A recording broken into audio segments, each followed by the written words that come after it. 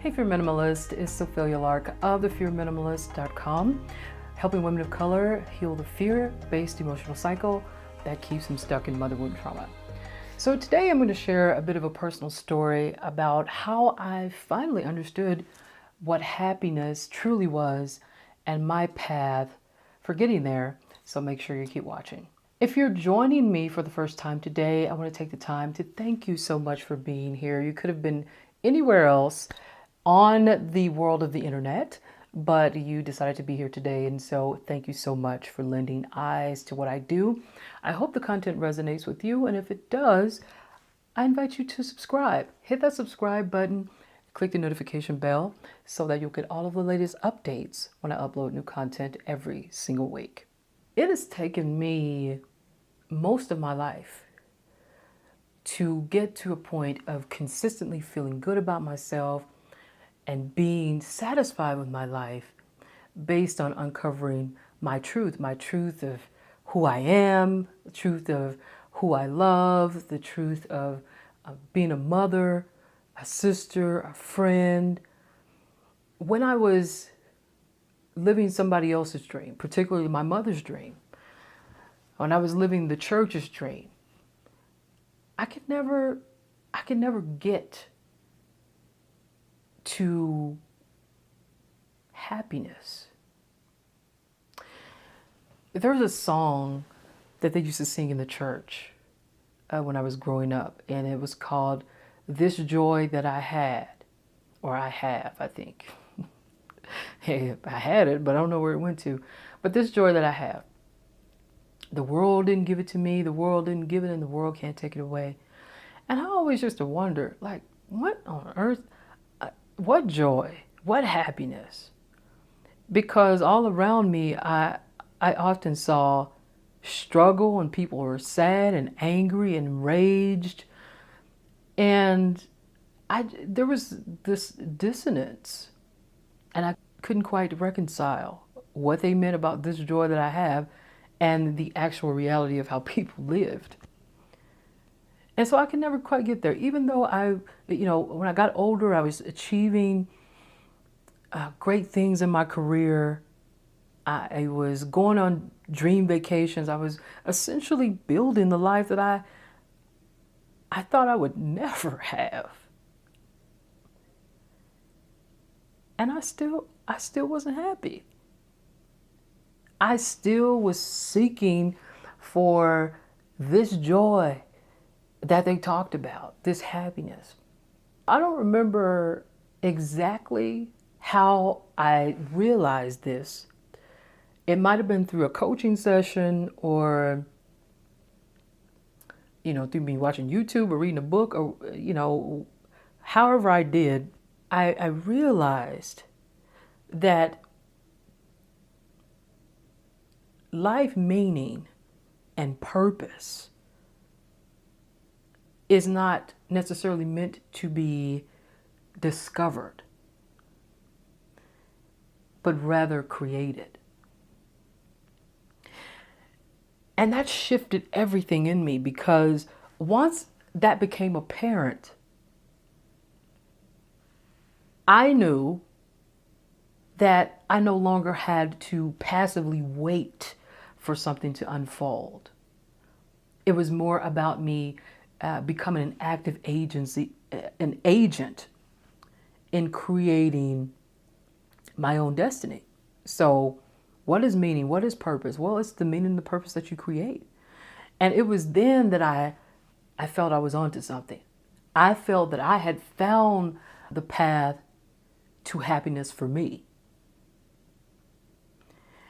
And that was really the change that made everything, it put me on a different path. I stopped talking about, well, I just gotta discover it. It was just like, damn it, I'm about to get on this path, and I'm about to walk down this path, and I'm about to see what I can create, because I am not about to wait until somebody puts something in my lap and me to then determine whether or not this is good for me. I'm going to do it. I'm going to do what I do. You know what I mean? And so, yeah, that was pretty much how I began to find happiness.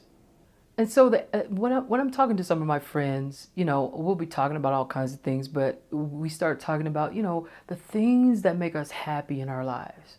We talk about our families, we talk about, the work that we do. And one of my friends asked me, she said, how do you define happiness? Like, how do you know that you're in a happy place? And I remember one time this just kind of spontaneously came up, but I said, it's like this feeling of just joyous contentment.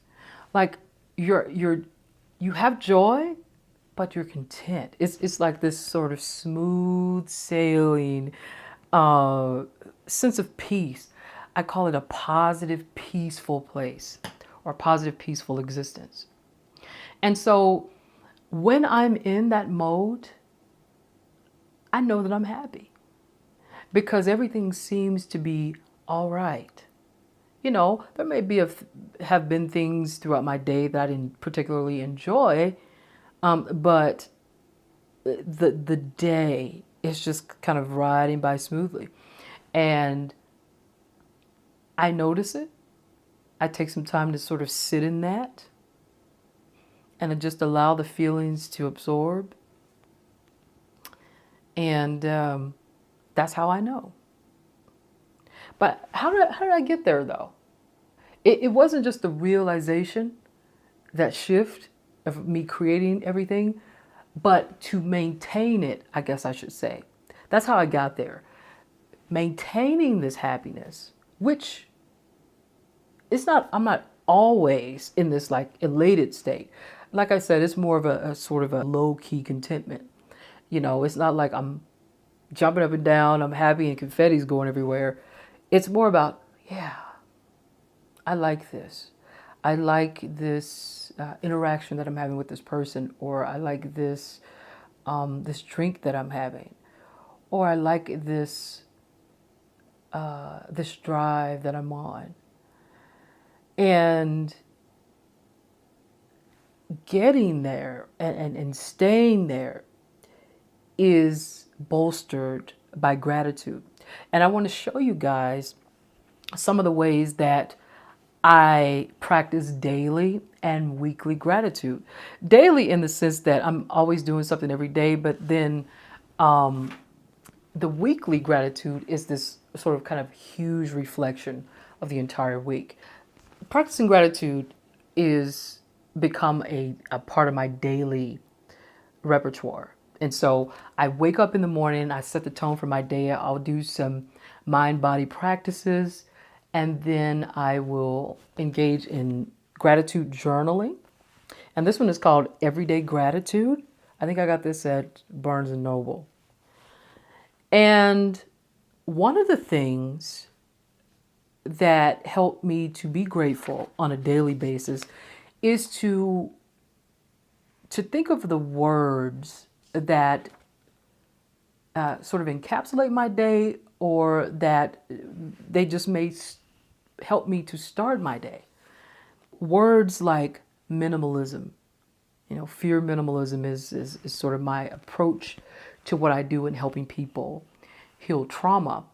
But minimalism, really, the word suggests that I'm removing all the distractions, all the things that don't help me to get to where I want to be. It's living with less stuff, right? Freedom, the ability to come and go as I please, and to the freedom to express myself with words, with action, having choice, the people and the places and the things that matter. Other words are contentment, positivity, peace, togetherness, fulfillment. I'll do something like that. Then I'll have something that I call I Spy 5 Cents Gratitude. And so basically what that is that things that I see, things that I notice, things that I observe that I can taste, touch, smell, hear, see, that I'm grateful for. And so I'll read just a couple of them to you. One says, I spy two things I can see that I'm grateful for. It's the water and beautiful trees. And sometimes it'll be the pelicans. I love pelicans. They're such elegant birds, but I like to see. And I noticed that this one here, I must have been out at the lake that day when I wrote this one, because the water, the trees, and then the second one is I detect two things I can hear that I'm grateful for. And I put bird song. I have lots of birds out there. And then the flow of the water at the lake. So I was at the lake that day. And yeah, man, that's a good place to meditate too, because you can meditate there, but you can also, it's a great place to practice mindfulness, is what I mean. So you're just taking in, you're being aware of what's going on, and you're just soaking that in. I love that. But it also helps you to be mindful of things that you're grateful for. So the water, the bird song, the flow of the water at the lake, the trees, things I can smell, fresh bread. I love thyme, sage, parsley, and rosemary bundles, because it reminds me that it's time to really cook some savory food in the kitchen. Two things that I can taste that I'm grateful for. Guys, I love sweet potato pie. I'm a Southern girl, and so that is nostalgic for me. And hot chocolate. I love hot chocolate.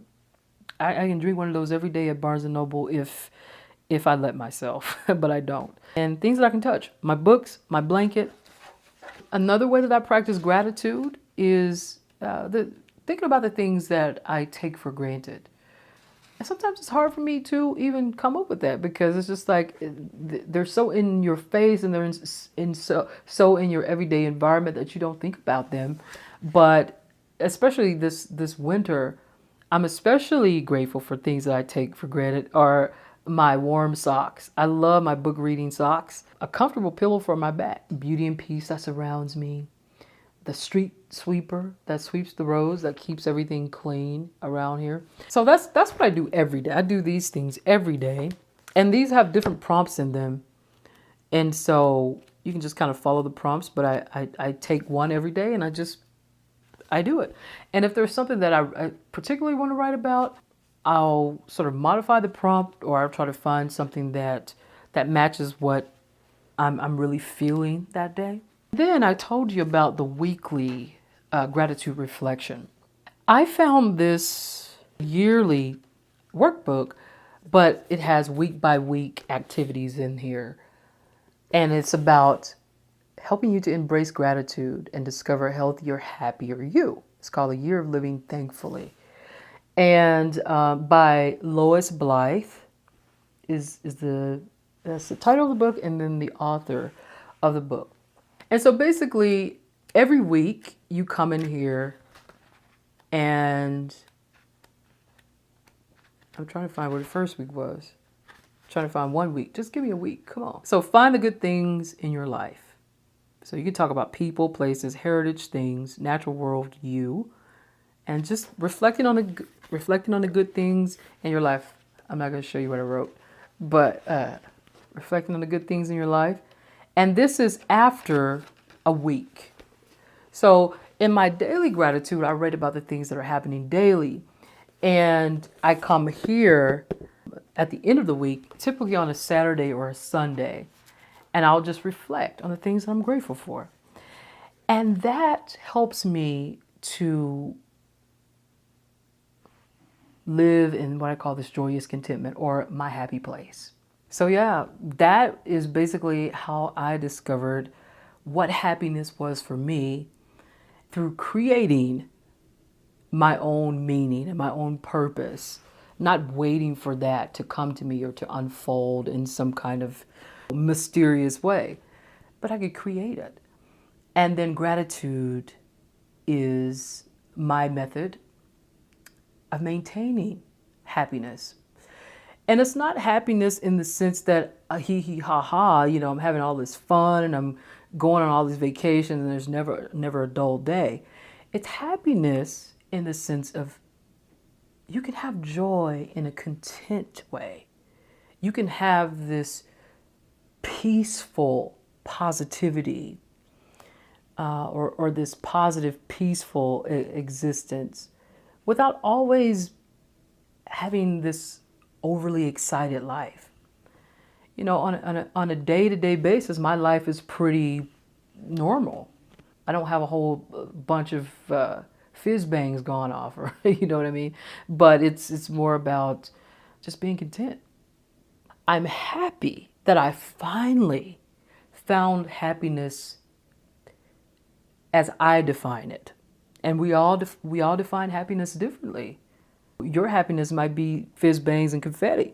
Mine is joyous contentment, right? And so that's it though. That's how I found it. So guys, if this content resonated with you, be sure to drop your comments below and to let me know how you found happiness. How do you define happiness? I would like to know, because I know lots of people who have definitions that are far from resembling what my definition is. And so I always love to know other opinions and how people are defining things, because it helps me to speak your language, to validate and support how you define your truth. And so let me know in the comments below. Guys, if you want to interact with me sort of in a more personal, in-depth conversation, you can contact me on Instagram at Fear Minimalist. I'm at Twitter on Fear Minimalist, and also Facebook at Fear Minimalist, where we can have a more in-depth conversation about healing the mother wound and other interpersonal traumas. All right, well, that'll do it for today, guys. If you liked this video, hit the like button below, share it with your friends, drop a comment to let me know what you took away from this video. Let me know how you define happiness, guys. I would love to build a conversation around that. And also be sure to subscribe, hit that subscribe button, click the notification bell so that you will always get the latest updates when I upload new content every single week. And remember that the sun is going to rise and shine bright tomorrow. The question is, are you going to rise with it and allow your best self to shine? I hope you do, and I'll see you next time. Bye.